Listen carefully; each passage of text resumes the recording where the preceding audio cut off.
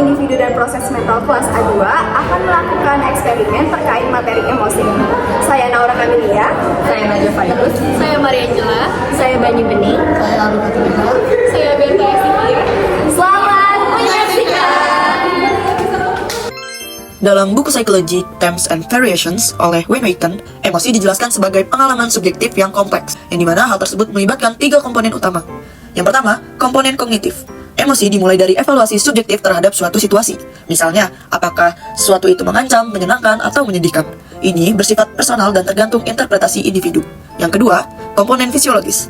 Emosi melibatkan aktivasi sistem saraf otonom. Misalnya, detak jantung yang meningkat ketika kita sedang mengalami ketakutan, terutama peran amigdala dalam otak yang memproses ancaman dan memicu reaksi cepat. Yang ketiga, komponen perilaku. Emosi diekspresikan melalui ekspresi wajah, postur tubuh, dan nada suara. Teori Paul Ekman menyebutkan bahwa ekspresi emosi dasar bersifat universal. Nah, selain itu terdapat beberapa teori emosi utama, seperti James Lange teori yang menyatakan bahwa emosi muncul karena kita menyadari reaksi fisiologis kita. Yang kedua, ada Cannon-Bard teori yang menyatakan bahwa emosi dan reaksi fisiologis terjadi secara bersamaan. Yang ketiga, Scatter-Singer Two-Factor Theory yang menyatakan bahwa emosi berasal dari kombinasi arousal fisiologis dan interpretasi kognitif terhadap situasi yang dialami.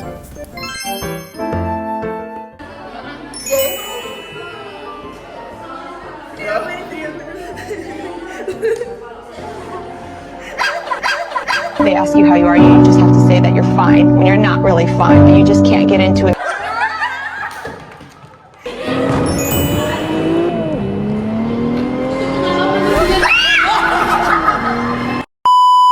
Subjek dalam kedua video diberi stimulus berupa video jump scare. Kami menyimpulkan bahwa para subjek memiliki emosi takut dan terkejut. Hal ini dapat dilihat melalui respons subjek, yaitu berteriak, memejamkan mata, serta tubuh gemetar secara spontan dan singkat.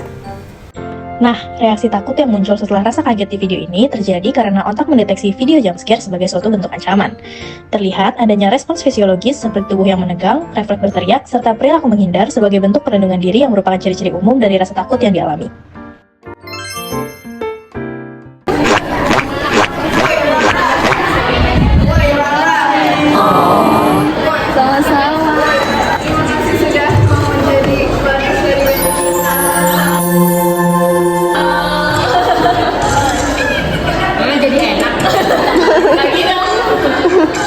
Satu doang nih. Ini ada.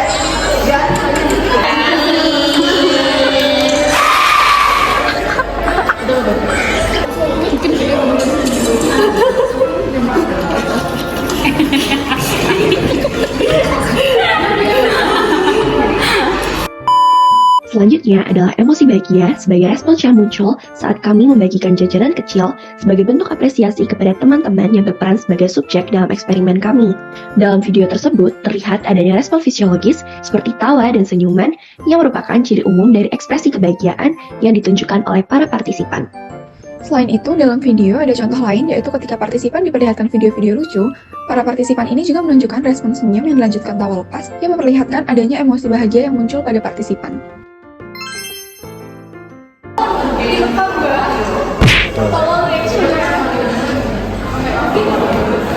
Oh.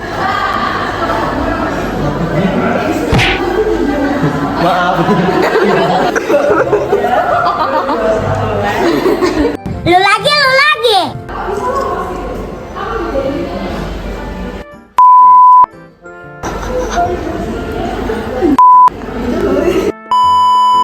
Target yang pertama menonton video tentang kecoa dan yang kedua melihat video jump scare. Hasilnya keduanya sama-sama menunjukkan emosi jijik. Di sini dapat dilihat komponen kognitif di mana respons berasal dari kesadaran individu dan bisa berbeda meskipun stimulus yang diberikan sama. Pada eksperimen ini, contohnya target yang terakhir tidak merasa kaget dan takut seperti target lain saat melihat video jump scare, tapi justru ia merasa bingung dan jijik. Hal ini berarti bahwa emosi yang muncul sangat tergantung pada proses kognitif yang dijalankan oleh masing-masing individu. Kemudian, komponen perilaku yang dapat dilihat melalui ekspresi wajah dan gerakan tubuh. Keduanya sama-sama refleks mengernyitkan wajah dan menjauhkan tubuh dari layar. Kemudian ada yang menutup layar dengan tangan, serta ada yang menutup mulutnya. Reaksi tersebut muncul sebagai bentuk perlindungan dari perasaan tidak nyaman, serta mengarah ke emosi jijik.